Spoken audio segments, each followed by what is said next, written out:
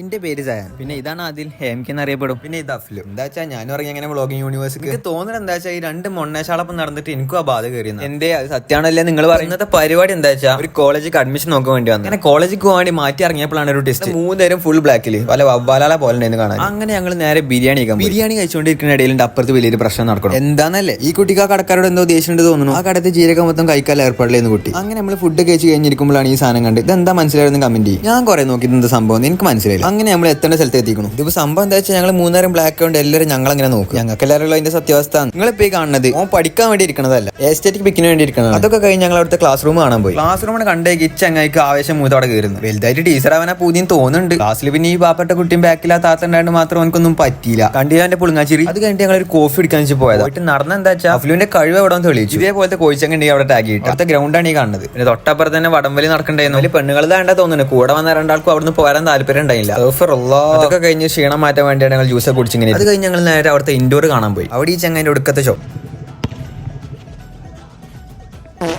ഇപ്പൊ മനസ്സിലായില്ലേ ഷോ തന്നെ ഉള്ളൂ എന്ന്. ഞങ്ങളെ കൊണ്ടവിടുന്ന് ബസ്സൊക്കെ വന്നിക്കണേ. എന്തായാലും ബസ് കയറി അവിടെ ഈ ചെറുക്കം മുന്നിൽ കയറിയിരുന്നു. എവിടെ ചെന്നാലും പേപ്പട്ടി ഷോ. അത് കഴിഞ്ഞ് പിന്നെ ഞങ്ങൾ അവിടെ തിരിച്ചു പോകുന്നു. തിരിച്ചു പോരുമ്പോഴാണ് ഒരു സങ്കട വാർത്ത അറിയണം. അവസാനം വെച്ച് അതിൽ നമ്മളെ വിട്ട് പിരിയാണ്. സങ്കടമുണ്ടോ? സങ്കടമുണ്ട്, പക്ഷേ നമുക്ക് വേറെ ഒരു ഇതില്ലാതായി പോയി. നിവൃത്തില്ലാത്തതുകൊണ്ടാണെന്നാ പറയണത്. പ്രശ്നമല്ല, നമ്മൾ അടുത്ത പ്രാവശ്യം നമ്മൾ മാംഗ്ലൂർ വരുന്നുണ്ട്. അന്ന് നമുക്ക് ഒരു ഇതും ഉണ്ടാവില്ല. ഇനിയിപ്പോൾ എന്തൊക്കെ ഉണ്ട് പറഞ്ഞാലും നമ്മൾ ഇവിടെ തന്നെ നിൽക്കും.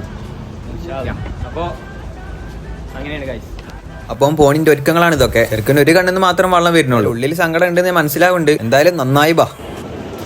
ഒറ്റമൈൻഡെന്നാ പറയണത്. എവിടേക്ക് നേരെ വയനാട്ടിൽ ചെക്ക ഒറ്റയ്ക്ക് പോണക്ക്. അപ്പൊ എന്തായാലും മച്ചാൻ ഒറ്റയ്ക്ക് പോവാണ്. ഒറ്റമൈൻഡിൽ വയനാട്ടിലേക്ക് പോവാന്നൊക്കെ പറഞ്ഞിട്ട് ഇറങ്ങണതോ. ചെക്കനെ ഞങ്ങൾ യാത്ര ആക്കി.